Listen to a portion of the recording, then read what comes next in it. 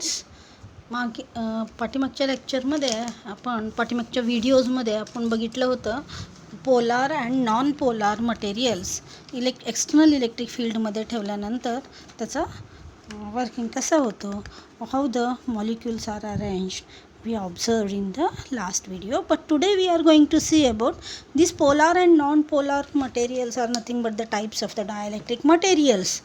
When the dielectric material is kept in the external electric field, we have to observe that.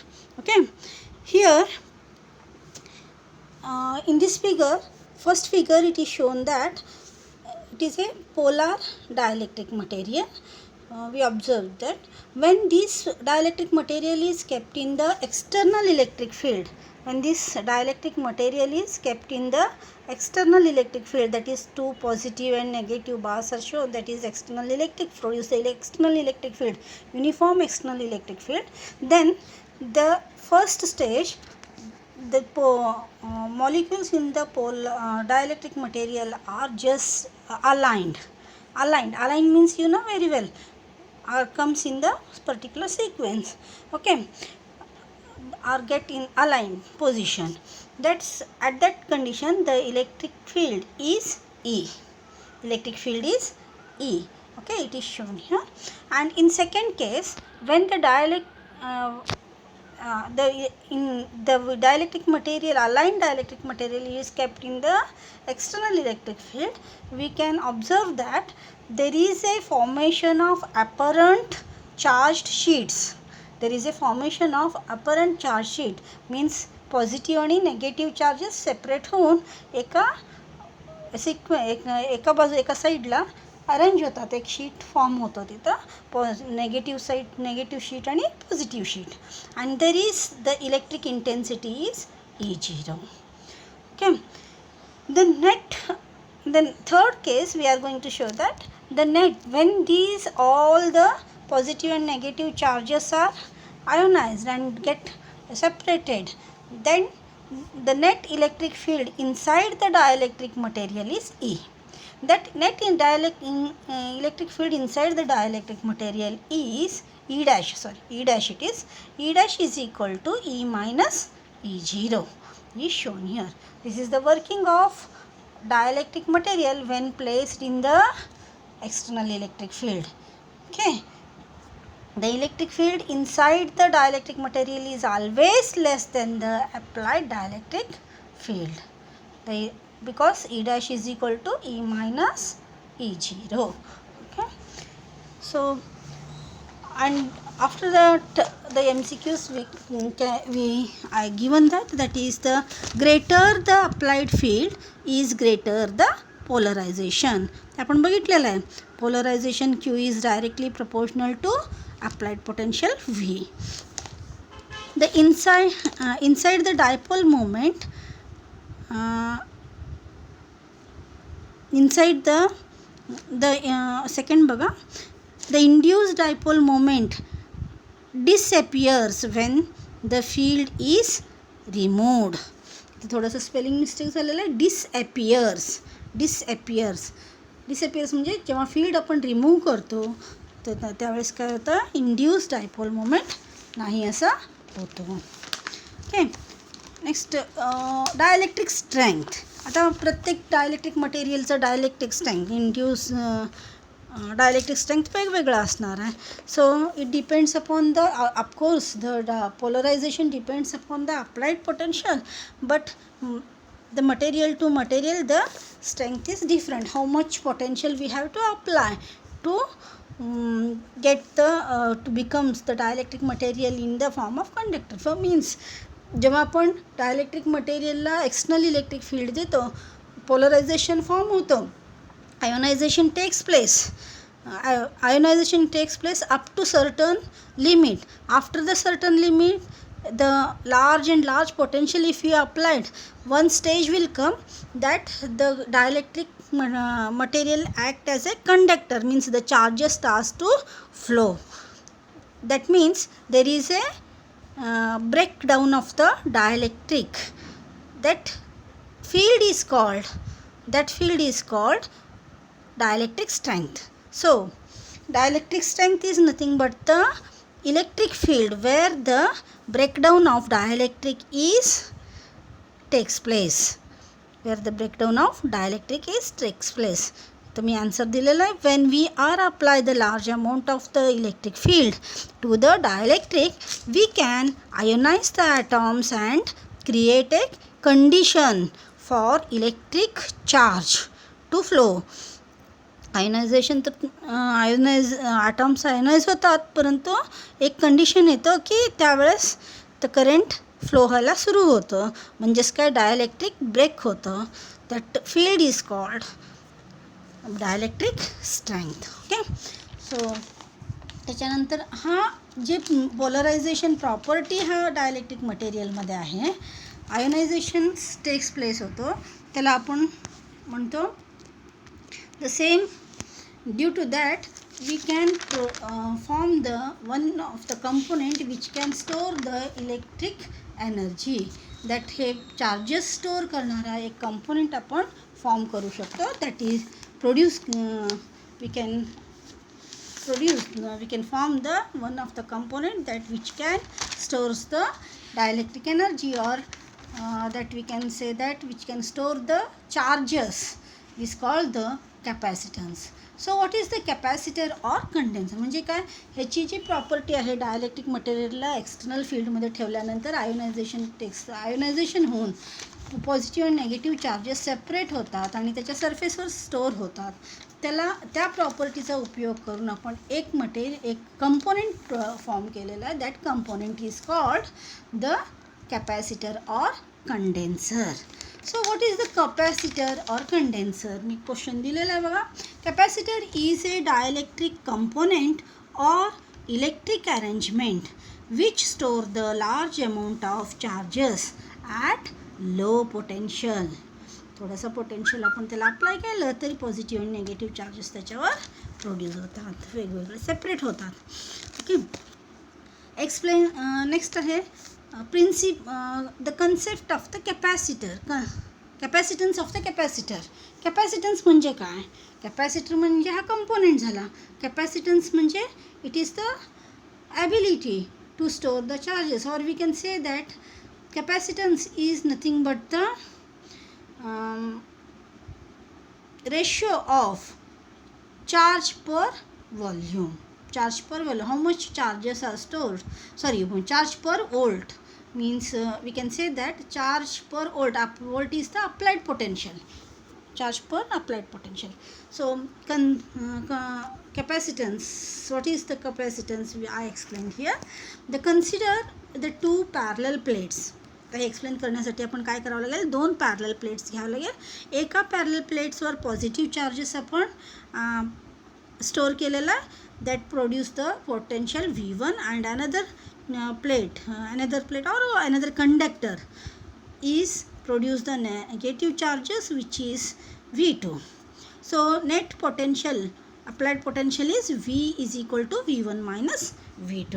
जेव्हा आपण external electric field दिलं त्यावेळेस एकावर positive charges produce होतात आणि तो पोटेन्शियल V1, आणि दुसऱ्यावर नेगेटिव्ह चार्जेस प्रोड्यूस होतात V2.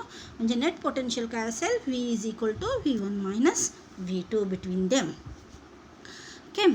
So we already studied that the amount of charge in a dielectric. म्हणजे आता इथं कुठलाही आपण मटेरियल वापरलं नाही म्हणजे एअर असणार आहे. That is air is also one of the dielectric material. So the charge Q is directly proportional to applied potential. हे बघितलेलं आहे आपण. Q is directly proportional to applied. आपण जेवढा पोटेन्शियल जास्त देतो, एक्सटर्नल पोटेन्शियल जास्त देतो, तेवढा जास्त अमाऊंटमध्ये चार्जेस तिथं स्टोअर होतात. So Q is directly proportional to V. That's why Q is equal to CV, where C is the constant. That constant is called the capacitance. So Q is directly proportional to applied potential. So Q is equal to CV. C is equal to Q upon V. C is the constant, is called the capacity or capacitance of the capacitor. Capacitance of the capacitor depends on the size, shape and separation of two system of the conductor. हा capacity or capacitance of the capacitor कशावर dependent आहे? त्या कंडक्टरचं size, shape आणि ते दोन्ही कंडक्टरमध्ये असणारा distance म्हणजे separation between these two conductors is decides the value of the capacity of capacitor. Okay, what is the SI unit of the capacitance? SI unit of the capacitance, C is equal to काय आलं? C is equal to Q upon V. Q चं unit काय? Charge is coulomb, potential, electric potential is volt, means it is coulomb per volt, or it is also called farad. Coulomb per volt or farad. So what are the dimensions? Dimensions of the capacity of the capacitance, capacitor or capacitance, we can say that is m raised to -1, l raised to -2, t raised to 4, a raised to -2. हे कसं find out करायचं तुम्हाला मेजरमेंटमध्ये माहीत आहे. In short मी सांगते इथं c is equal to आपल्याकडे काय? c is equal to Q upon C, Q upon V, right. C is equal to Q upon V. Q म्हणजे चार्ज आपण कसं लिहितो? I T, right, I T. So divided by potential तर direct लिहिता आठवत नाही आहे आपल्याला दरवेळेस, त्यामुळे आपण काय करतो? Work upon charge, right. Work upon charge म्हणजे आला आणि I T, दॅट इज काय आलं? I square T square upon works डब्ल्यूचं वर्कचं काय येतं? Energy, that is I square T square म्हणजे A square T square upon वर्कचं M1 L2 T minus 2, right. मग ही व्हॅल्यूज आपण हे केलं तर काय येणार आहे? M1 L2 M-1 L-2 T raised to 4 A raised to 2 असं डायमेन्शन येणार आहे. So the dimensions are m raised to -1 t, l raised to -2 t raised to 4 and a raised to 2, that is a raised to 2. Okay, हा डायमेन्शनमध्ये थोडंसं नोट्समध्ये चुकलेलं आहे बघा. a raised to +2 करा, a raised to +2. Okay, these are the dimensions of the capacitor, a raised to +2. Okay, next we are going to see about the farad. 1 farad is equal to, define 1 farad. 1 farad is the capacitance of the capacitor if the potential difference across it rises by 1 volt when 1 coulomb of charge is given to it. 1 farad कसं define केलेलं आहे? C is equal to Q upon V. Q म्हणजे 1 coulomb आणि ओल्ट 1 ओल्ट, 1 coulomb पर ओल्ट म्हणजे 1 ओल्ट इतका potential दिल्यानंतर किती charges produce होतात? तिथं 1 coulomb इतकं चार्ज प्रोड्यूस होत असेल तर त्या कॅपॅसिटीला आपण म्हणतो 1 farad. कॉमनली यूज करणारे व्हॅल्यूज आहेत. 1 microfarad is equal to 10⁻⁻6 farad, 1 nanofarad is equal to 10⁻⁹ farad and 1 picofarad is equal to 10⁻12 farad. Next, concept of the principle of capacitor. Okay, let us consider a metal plate P1. आता याच्यामध्ये दोन metal plate P1 is charged by the positive charges, and when the metal plate P1 is charged positive charges for a certain potential, then the negative charge, when we place the insulated conductor near the charged conductor, then there is a negative charges are induced which is nearer to the charge conductor. म्हणून इथं दुसऱ्यामध्ये काय झालं आहे, negative charges काय झाले तिथं induce होतात. हा पॉझिटिव्ह चार्ज कंडक्टर पण इथं आहे आणि त्याच्याजवळ काय केलेलं आहे, हा इन्सुलेटेड कंडक्टर ठेवला तरी हा नेगेटिव्ह चार्जेस इंड्यूस होतात. So negative charge, when these negative charges induce, the potential is reduced. the potential काय होतं, reduce होतं negative charge induce झाल्यावर. at the same time the positive charges are induced on the other side. positive charges other साईडच्या दुसऱ्या P2च्या दुसऱ्या बाजूला induce होतात. म्हणजे हा जरा फिगर 1 मध्ये दाखवलेला आहे. आणि हा जो झालेला आहे इंड्यूस झालेला पॉझिटिव्ह चार्जेस अर्थ करण्यासाठी अर्थिंग कनेक्ट केलेला आहे सेकंड फिगरमध्ये. The second P2 is connected, outer side of the P2 is connected to the earth. Then the positive charges are get earth, free to earth. So only what remains? Only negative charges remains on the P2. These negative charges bounce the positive charges, and so the potential is V1. So the net potential is what? V minus V1. अर्थ करायच्या अगोदर काय होता, V होता. अर्थ केल्यानंतर काय झाला, V1 झाला, मायनस V1 झाला. म्हणजे नेट पोटेन्शियल काय झाला, V मायनस V1. मग C2 is equal to Q upon V minus V1. पूर्वी काय होतं बघा, C1 इज इक्वल टू, म्हणजे जेव्हा तो पॉझिटिव्ह चार्जच्या जवळ आपण एक अनचार्ज कंडक्टर आपण ठेवलं की काय होतं, नेगेटिव्ह चार्जेस प्रोड्यूस होतात आणि पॉझिटिव्ह चार्जेस प्रोड्यूस होतात. त्यावेळेस C1 इज इक्वल टू काय होता, त्यावेळेस C1 होता Q अपॉन V होता, राईट, Q अपॉन V होता. आणि आता काय झालं, C2 Q upon V minus V1 झाला. याच्यावरनं काय डिनॉमिनेटर इथं कमी झाला, म्हणजे V मायनस V1 झाला. म्हणजेच काय, C2ची व्हॅल्यू वाढली. C2 is greater than C1. म्हणजे कॅपॅसिटरची कॅपॅसिटी वाढवण्यासाठी आपल्याला काय करावं लागेल, अर्थ similar conductor is we have to keep near the charge conductor, then we can increase the capacity. Okay, so the capacity of the metal plate increases by placing another identical earth plate near it. Such arrangement is called capacitor. हे झालं concept of the capacitor. Capacitor असं बनवलेलं असतात, म्हणजे दोन parallel plates असतात किंवा दोन कुठल्याही शेपचे पॅरलल प्लेट्स असतात आणि त्याच्यामध्ये एकाला चार्ज केलेलं असतं, दुसऱ्याला चार्ज करून त्याला दुसऱ्या कंडक्टरच्या दुसरी बाजू जे काय केलेलं असतं, अर्थ केलेलं असतं. त्यामुळे काय होतं, कॅपॅसिटी वाढते त्याची. According to the shape of the type of the conductor, capacitor can be classified in the parallel plate capacitor, spherical plate capacitor and cylindrical capacitor.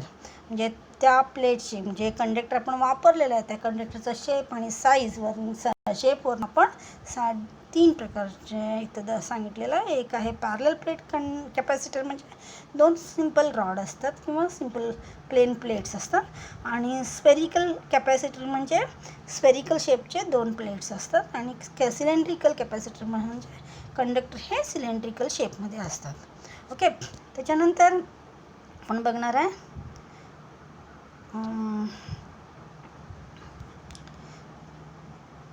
Okay combination of the capacitor.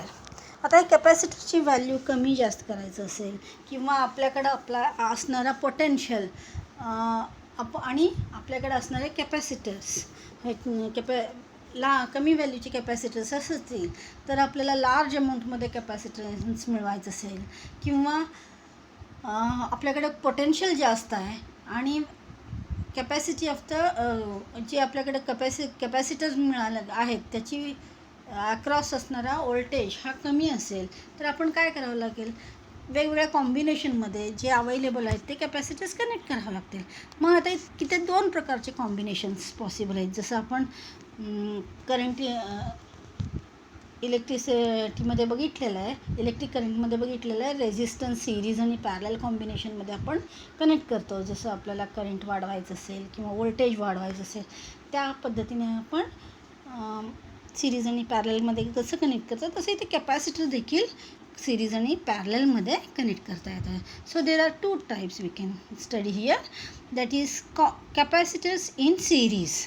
when one end of the capacitor is connected to the another end of the capacitor and the potential applied potential is divided for each capacitance, then we can, and the charge remains same, then we can say that this is the series combination.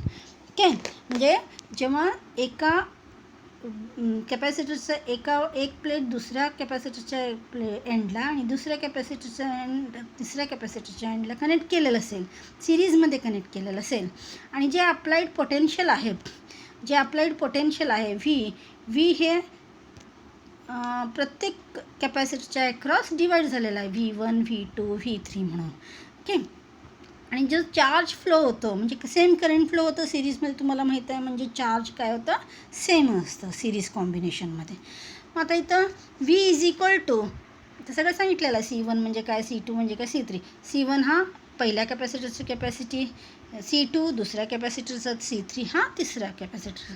CS म्हणजे equivalent, हा diagram काढले मी equivalent diagram, ह्यांचा combination हा CS मध्ये equivalent capacitance CS. So V is equal to V1 plus V2 plus V3. आपल्याला माहीत आहे V is equal to Q upon C, म्हणजे आता V net potential V is equal to काय असणार आहे, total charge Q upon CS equivalent capacitance, म्हणजे Q upon C1 plus Q upon C2 plus Q upon C3. Q common निघतं आणि cancel होतं, म्हणजे 1 upon CS is equal to 1 upon C1 plus 1 upon C2. हे कशासाठी झालं, 3 capacitor सिरीजमध्ये connect केलेलं असेल तर. आणि समजा n नंबर ऑफ कॅपॅसिटर्स सिरीजमध्ये कनेक्ट केलेलं असतील तर जनरल फॉर्म्युला काय तयार होतं, 1 upon CS is equal to 1 upon C1 plus 1 upon C2 plus 1 upon C3 up to 1 upon CN. Sir, the value of the capacity is same for each capacitor, then the equivalent capacitance CS is equal to C upon N. Inverse करावं लागतं ना, CS is equal to C upon N. हे झालं series combination. Next आहे parallel. Capacitors can be connect in parallel. So capacitors to parallel combination, explain the capacitor to the parallel combination असा question विचारते. Okay, so when here the three capacitors C1 C2, the three capacitors C1 C2 are connected in parallel. C1 C2 C3 are connected in parallel. Okay, that is having the, आता बघा parallel connect करत असताना काय केलेलं आहे, positive plates are commonly connected to the one terminal of the source and negative plates are commonly connected to the another terminal of the source. Okay, here another, this diagram is shown as the, we can say that equivalent diagram, that is CPV. This combination is called parallel combination. काय केलं इथं, positive plates जे आहेत commonly connected to the one terminal of the source and negative plates are commonly connected to the another terminal of the source. Here the applied potential is same for all the capacitors. प्रत्येक कॅपॅसिटरच्या across जे applied potential असतं तोच असणार आहे. But the current distribute होतं ना, म्हणजेच काय, charges may be distribute. The net charge Q is equal to Q1 plus Q2 plus Q3 असणार आहे. Okay, such combination is called parallel combination of the capacitor. So Q is equal to here Q1 plus Q2 plus Q3. We know that Q is equal to CV. ती value इथे substitute केली, V common काढलं आणि cancel केलं. So आपल्याला मिळालं CP is equal to C1 plus C2 plus C3. हे झालं 3 कॅपॅसिटर पॅरललमध्ये कनेक्ट केलं तर 3 कॅपॅसिटर पॅरललमध्ये कनेक्ट केलं तर C P is equal to C1 plus C2 plus C3 plus dash dash dash plus CN up to CN N number of कॅपॅसिटरसाठी. Same value कॅपॅसिटरची capacity value ही same असेल तर काय येणार आहे CP is equal to NC N number of the capacitor into the value of the capacity. Okay, so from this is the parallel combination. आता इथे लक्षात ठेवायचं बघा, जे रेझिस्टन्सच्या बाबतीत आपण स्टडी केलं होतं त्याच्या एक्झॅक्टली उलट सिरीजचा फॉर्म्युला इथे येतं आणि पॅरललचा फॉर्म्युला सिरीजसाठी येतं. एवढंच लक्षात ठेवा, म्हणजे कन्फ्यूज करून घ्यायचं नाही. रेझिस्टन्समध्ये सिरीज असेल तर C1 R is equal to R1 plus R2 आलं असं. इथं सिरीज असेल तर काय येतं 1/CS is equal to 1/C1 plus 1/C2. Okay, आणि इथं पॅरलल असेल तर तिथे काय आलं होतं 1/R is equal to 1/R1 plus 1/R2 and so on. इथं इथं पॅरलल असेल तर CP is equal to C1 plus C2 येणार आहे. ओके, एवढं लक्षात ठेवा. कारण हिच्यामध्ये मात्र कन्फ्यूज होत असतं एक जास्त तुम्ही कॉम्पिटिटिव्ह एक्झाम्समध्ये सॉल्व करत असताना कन्फ्यूज होतो. तो तेवढं डिफरन्स लक्षात ठेवायचा.